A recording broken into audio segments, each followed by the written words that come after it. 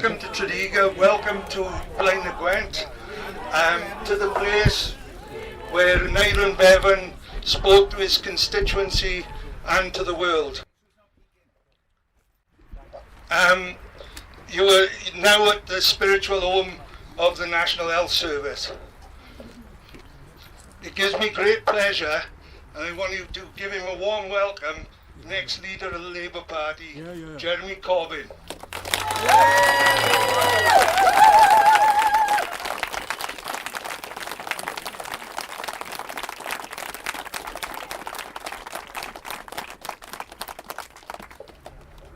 Friends, thank you very much for inviting me here today, and thank you all for coming along to this absolutely historic place. The Red Choir have been singing and are going to sing again. Thank you for being here. Thank you for the lovely shirts you're wearing. And can we just say, because I think it would be appropriate, a big cheer in memory of the great Ray Davis, who did so much with your choir and so many other radical causes all across Wales. I was very sad when I couldn't go to the memorial event for Ray, and I understand it, as would be appropriate for Ray, it lasted about 5 hours. And that was the short version of it. But I first met Ray during the steel strike, then of course the miners' strike, Palestine and so many other causes. What a legend, what a great guy. Thank you very much for coming along today. We're at one level part of a campaign about the leadership of the Labour Party, and coming here today is something very special to me. This constituency was represented by Aneurin Bevan in Parliament, later by Michael Foot, later by Lou Smith and others that followed after that. Bevan came from poverty, he came from struggle, he came from hope, he came from determination, he came from optimism, and because of his determination he became a minister in the post-war Labour government, which inherited a debt-to-income ratio of 250%. It didn't pursue a policy of austerity and cuts. It said the only way to rebuild post-war Britain was to rebuild it for the people, not for the bankers. And what he achieved as Minister of Health was quite incredible in many ways, because then the Ministry of Health was much more than just health. It was also housing, and it was a lot of other issues as well. And he faced lots and lots of very tough decisions. I'll give you an example of one of them. The housing crisis was obviously huge. At one level it had to be solved by taking over, requisitioning empty buildings, which was done by local authorities all over Britain. It was done by building prefabricated houses, turning the skills of those that had been making aircraft in a few weeks into making prefabricated homes. But there was also a question of building council houses. And he was given lots of options of how to build hundreds of thousands, if not millions of homes in a short period. And he was given options about how to do it quickly, how to do it cheaply, and he said, no, we will build good quality rooms with good sized bedrooms, good sized living rooms, and where we can we'll build them with gardens, and we will build those homes that will last. They will be the quality of homes that will last. You look all over Britain now, you see council housing that was built in the 20s, 30s and 40s that's still around. You see council housing that was built in the 60s and 70s but already demolishing because of the way it was constructed and the danger to people living there. So that was the sort of man he was, that he would take that principled decision about the quality of homes that he wanted people to live in. And then he was faced with the issue of the health service. Very difficult. He was absolutely determined to introduce the National Health Service. And he made it national for a reason, because he didn't trust Conservative-controlled local authorities to deliver health care for all. He didn't trust the vagaries of the market to provide health care for all. He didn't want an insurance system which effectively kept health care private and the public part was the funding of it. And so he wanted and achieved a national health service, initially totally free at the point of use for everybody as a human right. And it's still there as a health service, free at the point of use as a human right. But He faced critics, he faced problems, he faced the medical profession, and he faced most of them down in order to get the NHS through. And when you read that initial NHS Act, that leaflet that was put through the door, every single door in the whole of the UK, on the day the National Health Service started, there's something that tingles down your back about the achievements of a government, despite all the problems and all the difficulties, was prepared to take that plunge of saying no longer will healthcare be the preserve of those that can afford it. No longer will hospital care be preserve of those that can afford it. It is there for all time for everybody. He also recognised the links between poverty and ill health, industrial pollution and ill health, water pollution and ill health, hence the connection with housing and all the other issues that he faced. But we now face an NHS in a very, very different time and a very, very different climate. Whilst the badge is there, the NHS badge is there, absolutely, and in Wales there is no internal market in the NHS, and well done the Welsh Government for ending the internal market in the National Health Service. That is a huge achievement. But in England and other parts of the UK, the internal market is absolutely there.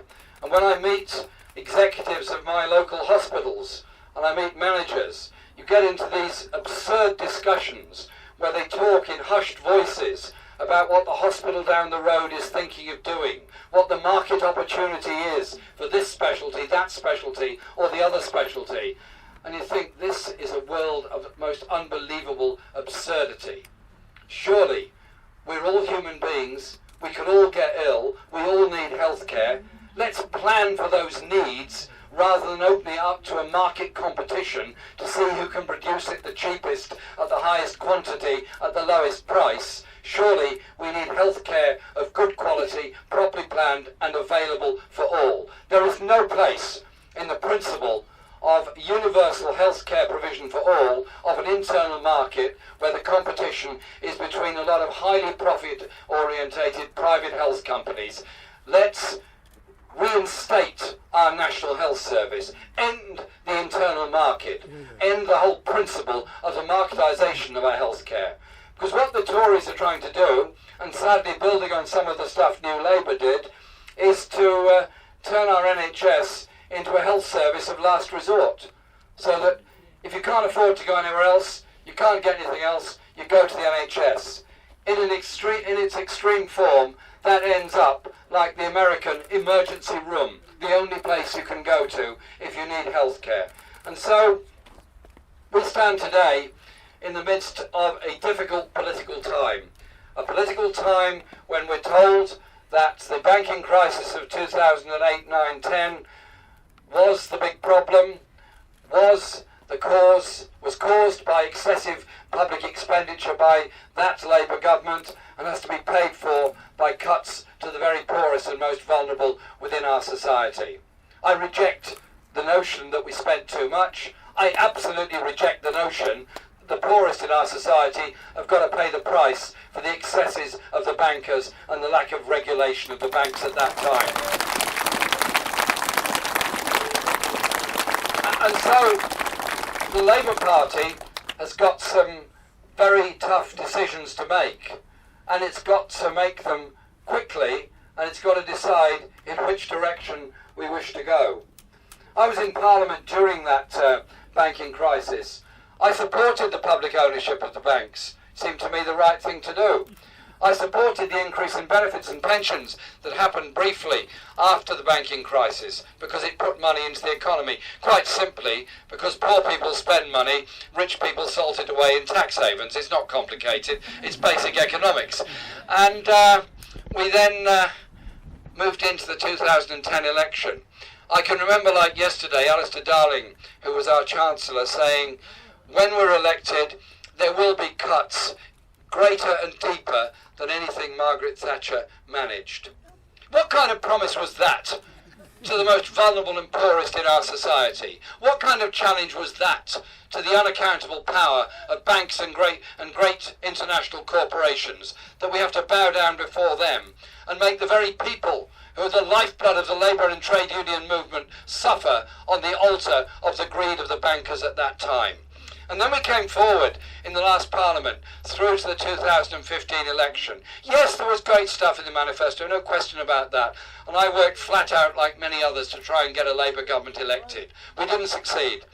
But the problem was that in that election campaign, what we were being offered was actually another form of austerity. Austerity light may be, but austerity it still was. Local government expenditure was still going to be controlled and cut. Public sector jobs were going to be lost, and a wholly disproportionate number of public sector jobs have been lost all across Wales, particularly in the civil service. And we were going to be offered a process where we would move back into budget surplus and then decide what to do after that. I think we've got to think and do things differently. First of all, why do we exist as a party? Why do we exist as a trade union movement? What are we here for? We're here because we think there is gross inequality in our society. We're here because we want to see a different, a better, a more hopeful world. People like Nye, working in the most complicated and difficult times, saw that and had that vision and that inspiration. What has happened that we've lost that vision, lost that inspiration, lost that sense of purpose? And so, after the election, a number of us got together and thought, what do we do? I wanted there to be a real policy debate throughout the Labour movement. We didn't get that. Instead, we got a contest for leadership, and I was asked to put my name forward and have done so. And the response has been very interesting. Because we, and I say we, not me, we are standing up against the austerity budgets. We are standing up against what the government is doing in its budget, in its welfare reform so-called act, and in its trade union legislation, and saying there is a different agenda around. An agenda around that instead of moving an arbitrary date by which we achieve budget surplus, instead collects the 50 billion a year of uncollected tax that's salted away in tax havens or clever accounting all around the world. Instead, we have a national investment bank which invests in the infrastructure we need, the railways, the homes, the schools, the hospitals, and doesn't go down once again that arid road of private finance initiative, which is privatisation by another name, of schools and hospitals all over the UK. And we start investing in people, and we invest in looking to a future based on equality and opportunity, so that students in some parts of the UK don't leave university with £50,000 worth of debt. Instead, they leave with a degree, a qualification, a hope and an opportunity. All these things are actually possible, but it does mean we have to be true to our roots, true to where we've come from, and true to where we're trying to go to. True in bringing about real equality and justice, and recognising, at the end of the day, all the great achievements any of us have ever experienced or benefited from, including bad microphones, including microphones that turn themselves off, including plugs that pull themselves out. I will shout. Can we get it working again? Hello?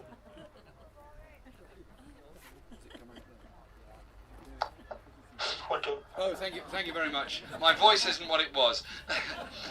This is nearly the 70th event we've been to. I think the 66th event we've been to in 6 weeks, so please forgive my voice.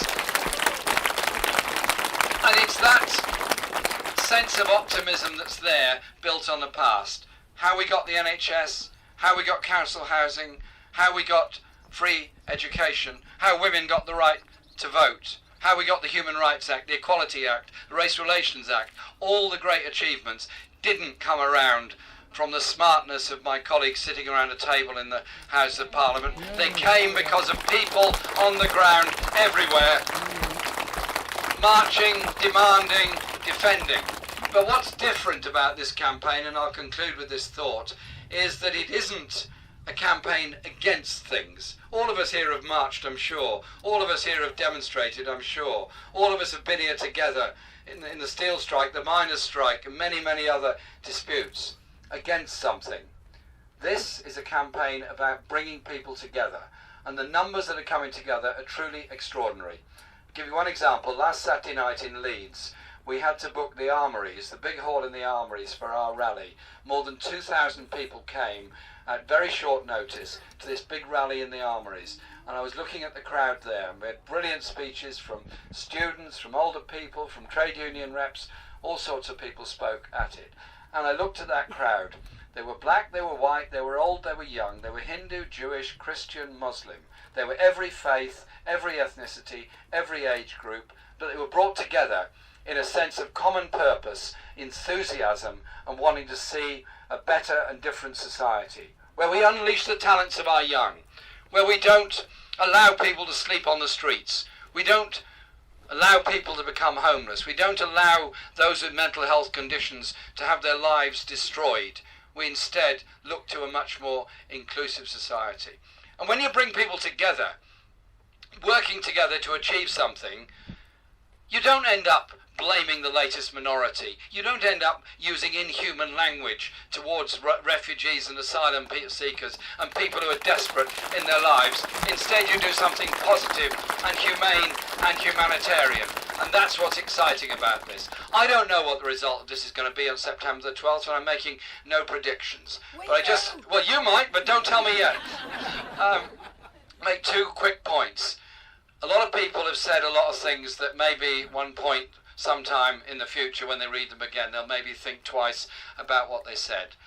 I do not make any personal remarks about anybody. We as a campaign do not respond to any personal attacks made by anybody in any way.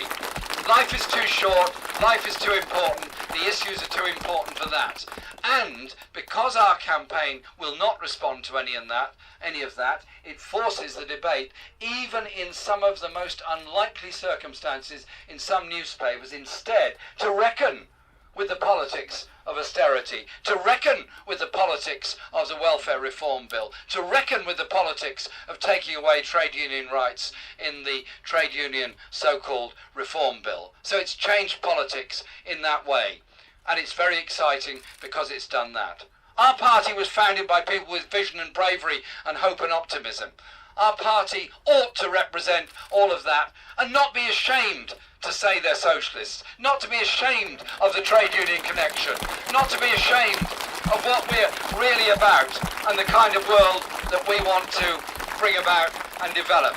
And because we got into this election campaign with enormous difficulty, and I thank all those that sent social media messages to encourage Labour MPs to make a nomination. I'm very grateful to them, and in the fullness of time, every one of those MPs that nominated, I'm sure, will be equally grateful, even if they're finding it difficult to admit that at the present time. I'm sure they will come round to it. But it's exciting. It's bringing people together. It's showing us a great way forward. And what better place to do this in front of the symbol of Aneurin Bevan, a man who spoke to the people of Britain, spoke to the people of the world of what you could achieve. A community suffering from the coal owners and the landowners, suffering the grossest exploitation, suffering the grossest disfigurement of the natural environment, spoke up for a decent and better world. We learn from Nye. We learn from all those in the South Wales coalfields that suffered so grievously that the rest of us might have a Labour movement to be proud of. Let's once again be proud of our movement. Let's once again be proud of what we can achieve. Thank you very much for inviting me here today.